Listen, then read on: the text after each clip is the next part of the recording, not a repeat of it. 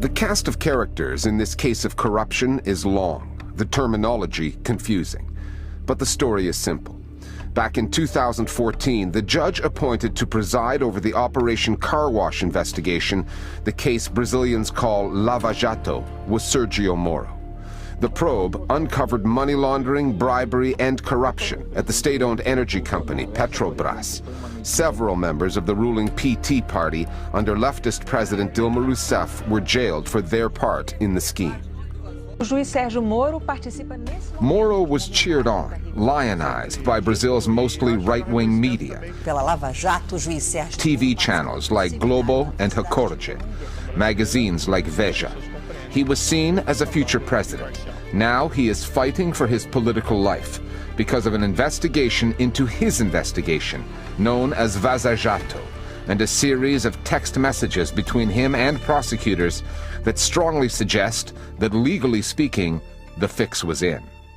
The most important revelation is that Sergio Moro was in cahoots with the prosecution. It's entirely forbidden to have a judge who is in constant conversation with the prosecution in order to arrange outcomes. O papel da mídia... The media didn't create Moro the superhero, it just gave him visibility, put a flashlight on a judge who was indeed doing a rather heroic job by Brazilian standards.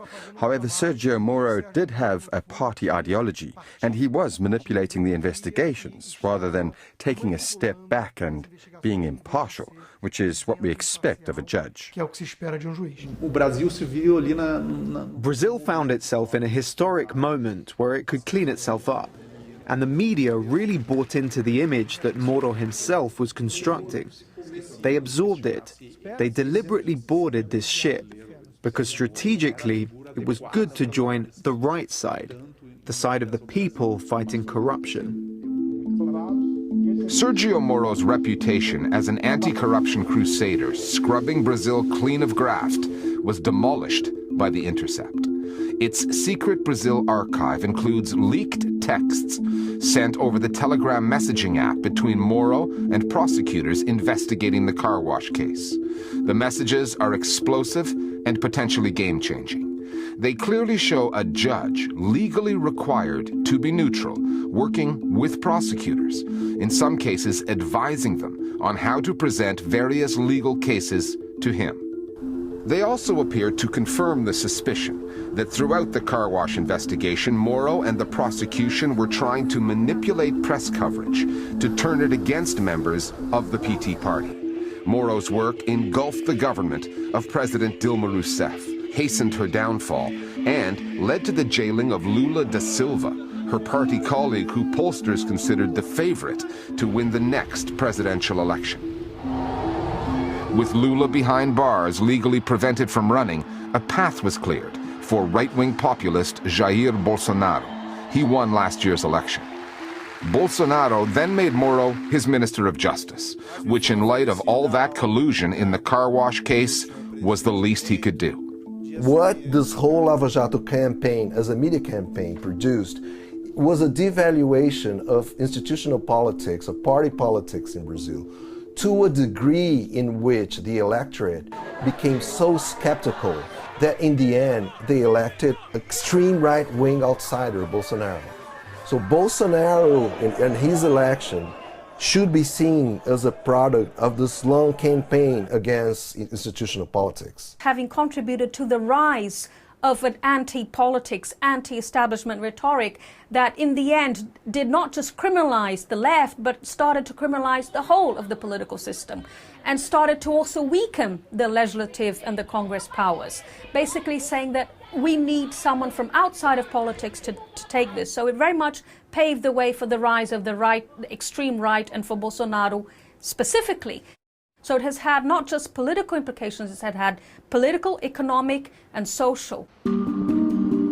Brazil's media system hasn't fared much better. The most powerful broadcaster in the country is Globo.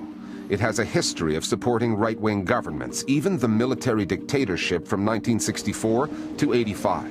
2015 ficou marcado pela Operação Lava Jato. Globo went all in on the car wash story, which was justified to an extent by the scale of the corruption. but the partisan tone of much of Globo's coverage rang alarm bells.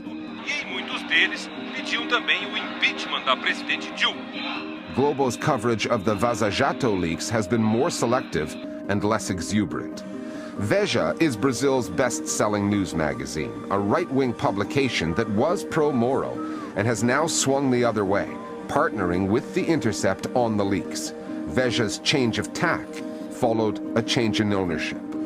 The media in Brazil is mostly private, and they all belong to traditional families, right? Powerful families. And on top of that, they are all conservative. Veja belonged to one of these traditional families. So until recently, Veja was some sort of Fox News in print, vitriolic journalism, right?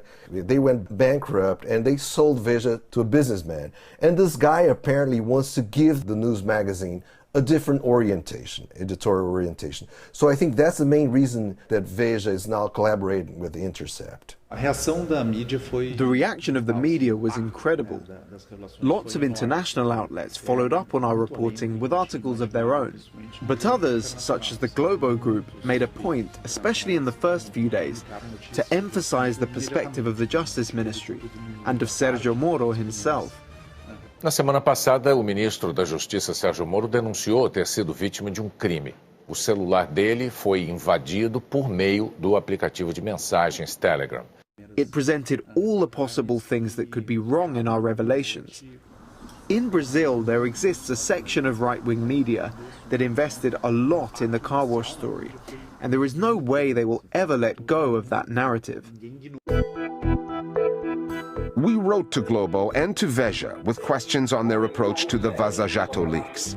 Veja declined to comment on its editorial about-face. Globo wrote back with a detailed defense of its coverage, especially the significant amount of airtime it has devoted to the legality of the journalism. This past Wednesday, a judge ordered the arrest of 4 people on charges of hacking Sergio Moro's phone. The 4 are accused of being the sources of the material. As Globo put it, it would be considered bad journalism in any part of the world, including in Qatar, to ignore that the cell phones of the authorities were hacked.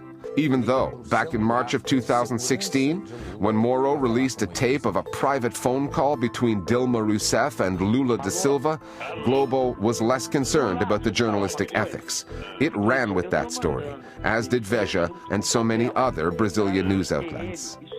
Eu acredito que In a story of such magnitude as VazaJato, which involves the hacking of several authorities, including the most famous judge in Brazil, the current Minister of Justice, the biggest news, I believe, is not the content of the alleged conversations, but rather the hacking of these conversations. This is very serious.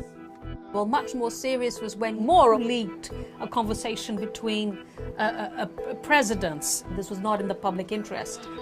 Moro had the chance of a lifetime to go down in history as someone who has combated corruption. You had all the power at your disposal, all the media attention, all the public support.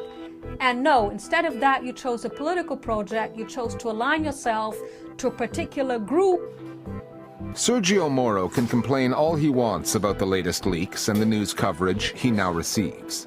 But having done what he did, leaking information and manipulating the media, ostensibly in the name of justice, and been exposed by an act of journalism, he is no longer in a position to judge.